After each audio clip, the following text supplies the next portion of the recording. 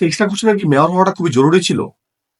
Ishraq Hossain mayor হওয়ার যে দাবি তুললো, এই নির্লজ্জ দাবির মাধ্যমে মূলত কি সে আসলে মেয়রই হল শুধুমাত্র, নাকি গত 17 বছরের ফ্যাসিস্ট স্বৈরাচার শেখ হাসিনা আর আওয়ামী লীগের সকল নির্বাচনে সে বৈধতা দিল?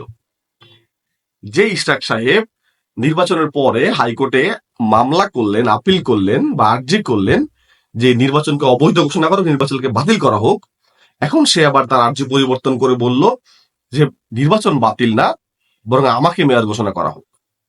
মূলত সে যদি মেয়র হয়েও যায়, তাহলে সে কিন্তু আলটিমেটলি সাংবিধানিক ভাবে এই স্বৈরাচারের 17 বছরের সকল নির্বাচনকে বৈধতা দিলেন।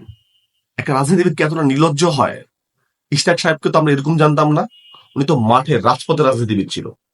একটা রাজপথের রাজনীতিবিদ কি এতটা নির্লজ্জ হয় ক্ষমতার জন্য?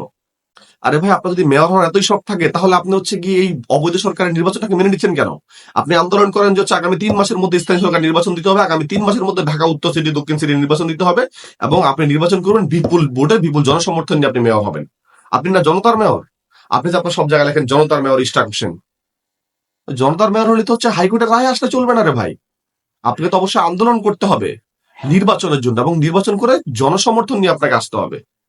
সো আপনি কত বড় রাজনৈতিক বেড়া, আপনি কত বড় রাজনৈতিক কৌশলবাদী নেতা, সেটা তো প্রকাশ পাবে যখন মানুষ আপনার হাতে সমর্থন দিবে।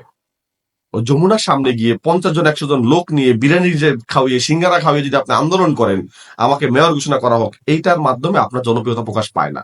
এটার মাধ্যমে মূলত আপনি ক্যাডার রাজনীতি পছন্দ করেন, আপনি অযোগ্য, আপনি হাইকোর্টের রায়ের উপর ভিত্তি করে হচ্ছে আপনি মেয়র হতে চান, সেটাই প্রকাশ পায়। জনতার মেয়র হন, জনতার কাতারে আসেন।